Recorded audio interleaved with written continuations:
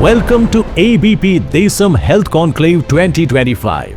Indeed, a very important topic to discuss as many of us now fail to keep up the basics, for which I would request the moderator, Diksha Navani, to please join us on the stage. Let's welcome her with a round of applause, everybody. Let's put our hands together. And now let's invite the speaker, Dr. Harshini Errabelli, founder, Sleep Therapeutics, Hyderabad. Can we give a big round of applause for her, please?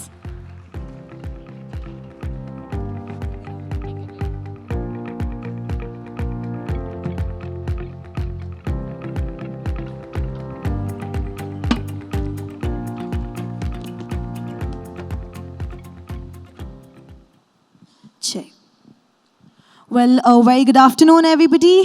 This session is very important, I would say deeply personal, because I think this is something that we all have to really look into, which is rebalancing life by rebooting sleep and well-being.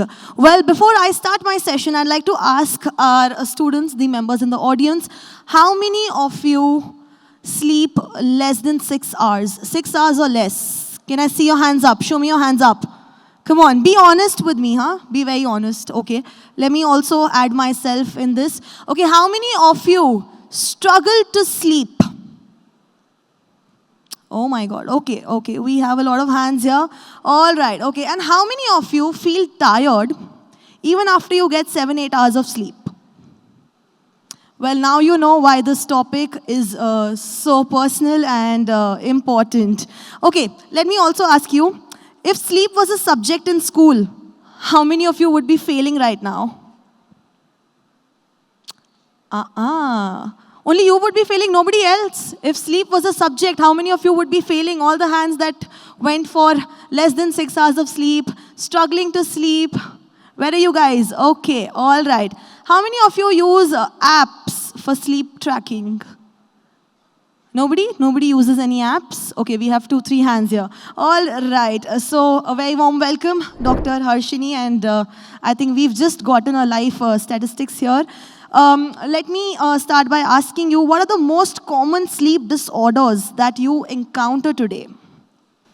Thank you so much for the kind introduction, and thanks for inviting me as a speaker. Thank ABP for the platform. So I really appreciate, in the first place, I really appreciate the effort which has made my day, because ABP actually realized that basic lifestyle, diet, sleep, fitness, these are quite very important. So I really appreciate that. And for your question, I think most of the people already gave their answers. Right. So the most common sleep disorders is a loud snorer. The first one is snoring. So because snoring is a sign of obstructive sleep apnea, which causes many, many health issues. So snoring is the most common sleep disorder we see. The second thing is sleeplessness. So if you see 50% of them raise their hands saying they would fail the subject. Right. So sleeplessness, which is called insomnia. Right. People might take time to fall asleep, or people might take time to maintain their sleep. So sleeplessness is the second most common thing. And there are so many other things like sleepwalking, sleep talking, shouting and screaming in sleep. Some people, they just get up from their sleep and try to hit their partner, or otherwise hit themselves to the wall. So without their knowledge. So this is all called REM sleep behavior disorders. Okay. So we call this parasomnias. Right. So when more than half of the world is actually suffering from sleeplessness, there's other part to it where people do suffer with excessive sleepiness. So they sleep at night also, they sleep in the daytime also. So there's so many accidents. So that is also unhealthy, right? Right, of course. These latest, there's a study which came up which says that more than 9 hours of sleep is much more dangerous than lack of sleep. Okay. So even there are conditions like narcolepsy and idiopathic hypersomnia where patients do fall asleep for more number of hours. So these are all the sleep disorders which we keep seeing. So Dr. Harshini, you've just mentioned so many different sleep disorders. Now tell me something, out of all of these, how many of you do you think are impacted due to the current lifestyle? I would contribute almost 80%. Okay. So I'm sure that's a lot, but actually 80% of them. So just now a good talk by the dietitian and fitness coach has been done. Right. So obesity is a silent epidemic. So because of obesity, the snoring and sleep apnea increases. Because of stress, lifestyle issues, and also bad food, so watching screens. So all this is actually disrupting sleep, and that is causing sleeplessness. A lot of hormonal imbalances these days. True. Even that is causing sleep issues. Yes. In fact, I think even PCOS, PCOD is one reason because of this, because of the sleeplessness issues and the hormonal changes that happen due to lack of sleep, right? Correct. So actually it's like a cycle. Okay. So because there's no good food or good nutrition, because there's a lack of sleep and the lack of fitness. So this is causing hormonal imbalance. And because there is hormonal imbalance, again, the sleep is getting affected.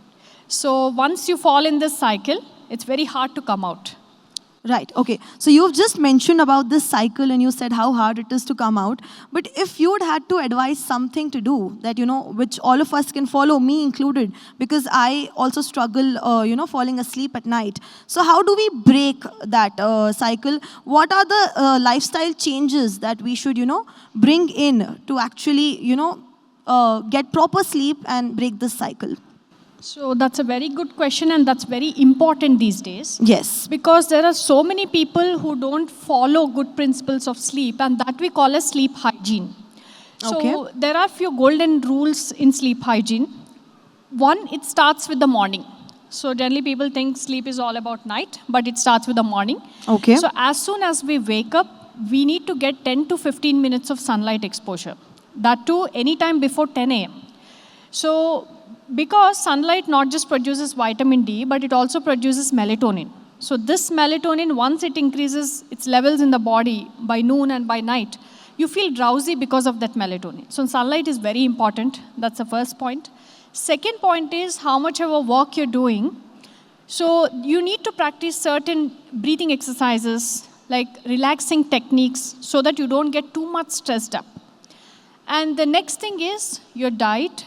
Along with that, you need to have your dinner at least 1 to 2 hours before sleep.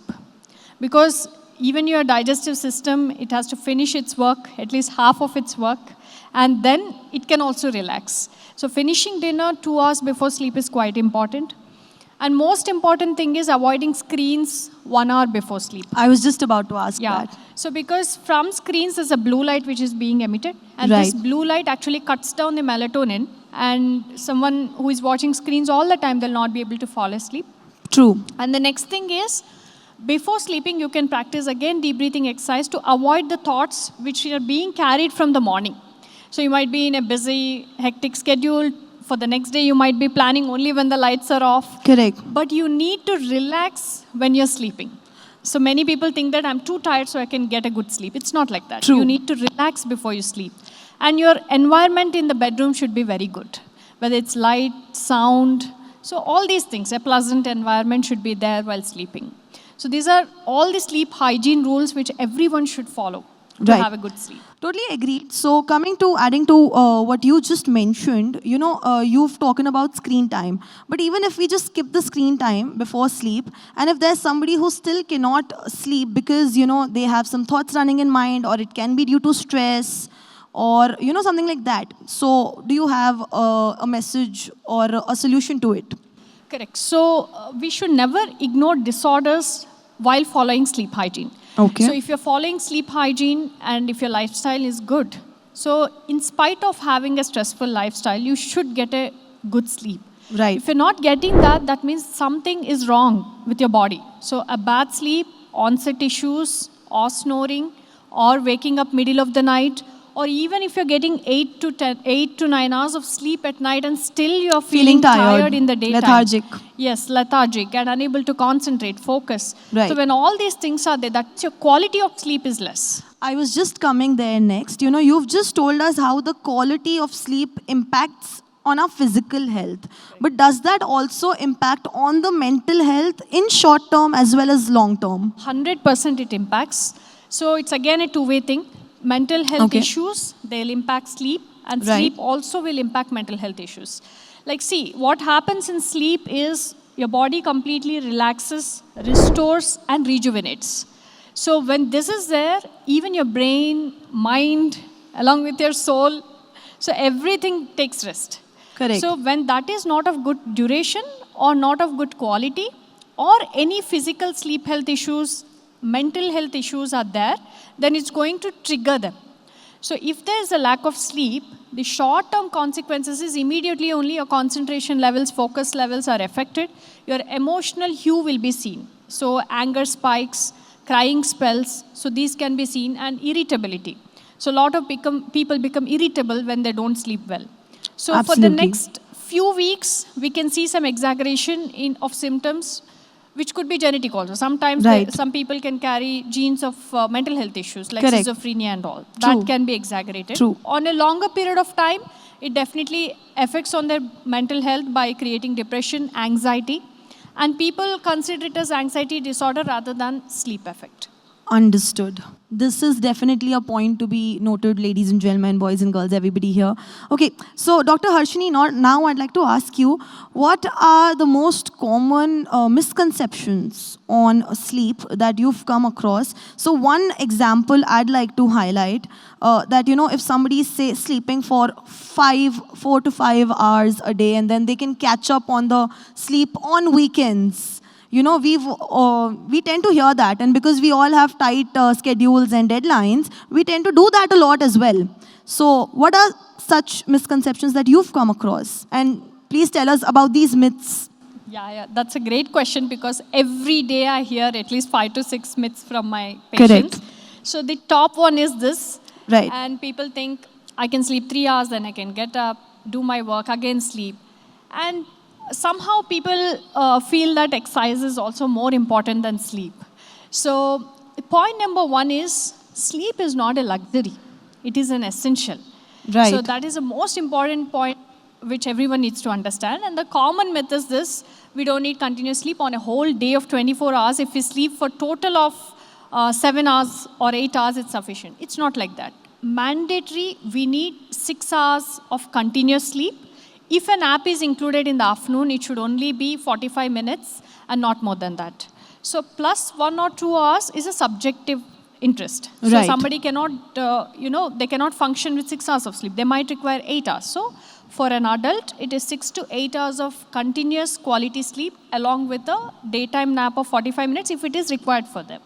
This is one of the most common myth. And the second myth is, if I exercise late at night or late in the evening, then I get tired and I can fall asleep very well. Exactly. This I is think most of another- us do that. Yeah, Yes. this is the biggest myth. So if you are exercising in the evening, late evenings, after 7 p.m., because when I'm traveling back to my home after my work, then I see a lot of gyms being very active Very rather active. than in the morning.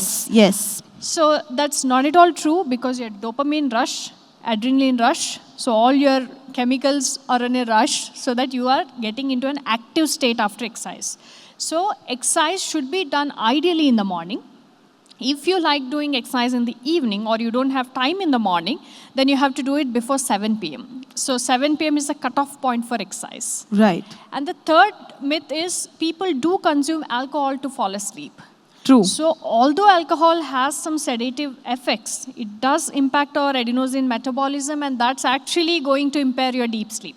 So somebody who is consuming alcohol for sleep, it's a big red signal. And the final myth is, eat a biryani, have a drink late at night. Or and you'll maybe go even to sleep. lassi, buttermilk for that matter. Yeah, that matter, yes. Keep your stomach full and Right. get a good sleep. So that's another myth. So if your stomach is on a lighter note, then you're going to sleep well. I think one more thing to this is also your sleep time, say from 10 to 6 is same as sleeping at 2 and waking up at 10, or sleeping at 4 and waking up at 12. That is also unhealthy, right?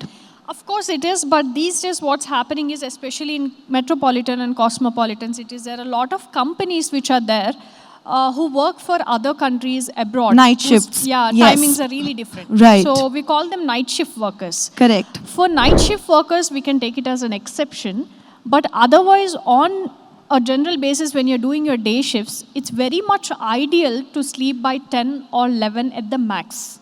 So after that, plus 6 to 8 hours is the time you need to be in sleep. Right. Yeah. So Dr. Harshini, is there a relation between sleep and respiratory health? Are they related? Yeah, completely related because, see, I'm a pulmonologist. Right. So basically, I deal with respiratory issues. Then I Correct. did my fellowship in sleep medicine. So 70% of the sleep disorders, they are associated with your airway. So as I said, snoring. So for example, obstructive sleep apnea, which 70% of the sleep disorders contribute to obstructive sleep apnea. In that case, generally what happens is any patient who is suffering from asthma, sinusitis, so they have a blockage in their airway. Correct. Air is not able to pass through the windpipe and there's no sufficient oxygen to the body. So brain is giving wake-up signals.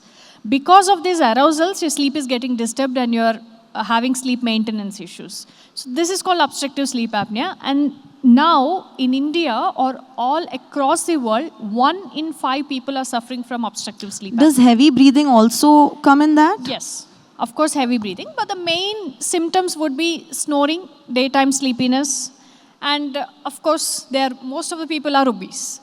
Right.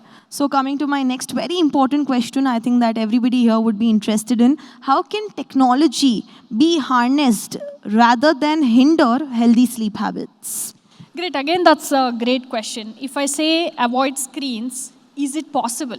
So that is Absolutely not. Primary We question. cannot. True. Yeah. So how do you use technology to sleep? Correct. And where should you put a comma or a full stop to the technology in the day? Right. So this is very important. So one thing is, I'll say the advantages first rather than disadvantages. Yes, please. So the advantages are sleep trackers. If you see, today we are seeing Apple Watch monitoring your sleep, Fitbit, Whoop Band, Oura Ring, Gabit. There's so many things in the form of rings, bands, and watches, which are actually measuring your sleep by quantity, quality, and all these things. So they are quite useful to screen your sleep. Second thing is, this will give you an idea about how much duration you're sleeping, what's the quality, and are there any arousals or wake-up signals. It will give a red flag signs also, so that you can go to a doctor. Next part is, see in your phones also there's night mode. So Correct. Blue light blockers. So these things will also help. Somebody is doing a night work, they cannot avoid screen 1 hour before. So at least they can switch on the night mode. You can use that. Third thing is there are good number of apps to install cognitive behavior therapy, to measure your snoring levels, to understand, or even listen to some good music, peaceful music, to avoid white noise. So all these are the uses of technology. For that matter, in the diagnostics also, we use quite a lot of technology to detect any sleep disorders. So we do sleep studies, sleep test, polysomnography, and all this. And at the same time, even on a general scale also, if you see at home, there is home automation these days. In home automation, so you'll have a night scene where the curtains are off. Once it's sleep time, the curtains are Correct. closed, Right. and the lights are off or dim. So this is all the advantages of technology. And coming, like artificial intelligence is coming into place. So we can track the sleep disorders very well wherever they are. So they need not come to the doctor. The disadvantages would be mainly being obsession about the trackers. So people get into anxiety. It's Correct. just for you to understand whether you're sleeping or not. But you should not be anxious. What if I didn't sleep for 10 minutes?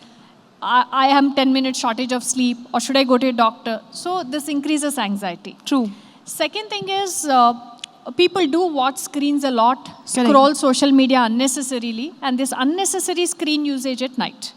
So these are the disadvantages of technology. So technology is good, but it should be used mindfully. Of course. That's how we can sum this up. And lastly, I'd like to ask you, what are some technological advances to help with these sleep disorders?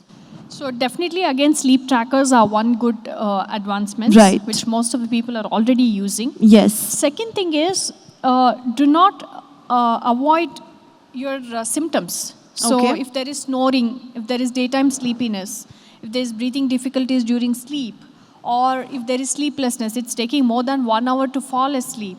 So, or otherwise you're waking up in between and unable to continue sleep. So these are all signs and symptoms of sleep disorders. So there are few screening questionnaires which are available to help you detect if you're sleeping well or not. So please use them in a right way. And the next thing is there is something called cognitive behavior therapy, which could be detected by the app. So even that can be used. So these are all technological advancements. And in diagnostics now, previously level 1 sleep studies, sleep labs, they were not very popular. But now, say we are doing sleep studies every day. So there are a lot of people who can approach and get the sleep studies done in the sleep lab or home sleep studies done. So there are exclusive centers for sleep medicine. So they utilize the services. And don't ignore sleep and don't think that I'll go after 1 year, I'll go after 6 months. When it becomes very severe, then I'll go. Because it's very difficult to treat a severe yes, case. yes. And a lot of us actually tend to ignore it. Correct. We tend to ignore the whole sleep health pattern that you're talking about. Correct. So lastly, I think with this we can wrap up this session. Dr. Harshini, thank you so much. A quick advice lastly for everybody to rebalance life and improve their sleep health. So only one line which I would like to say is, if you talk about productivity of your day, so you should be sleeping productively at night. Because sleep is a part of your productivity, progress of health, and don't take sleep as a luxury, but it's an essential. It is a necessity, yes. Thank you so much. A big hand for Dr. Harshini, everybody. This, I think, was a very alarming conversation, especially when we, tend to ignore our sleep cycle and sleep health in this tight schedule and heavy deadline era. So yes, thank you so much. We hope with your tips and tricks, we are all able to rebalance our life and improve our sleep health. Thanks again. Thank you once Over again. to the MC. Thank you so much, Diksha. And once again, we thank Dr. Harshini for sharing her insights. And indeed, they are great. There are some great points to take away. And especially the last quote, it's not a luxury, it's a necessity. I think that is something which is going to stay with us. However, we've had a great session about sleep, I understand. But I hope you all are not going into it right now. We'll take a healthy pattern later on. Thank you so much. And I would now invite Vidya, Regional Sales Head South, to kindly step forward. Let's honor Dr. Harshini for joining us here today and sharing all her expertise here with us. Can we give Dr. Harshini a huge round of applause, please?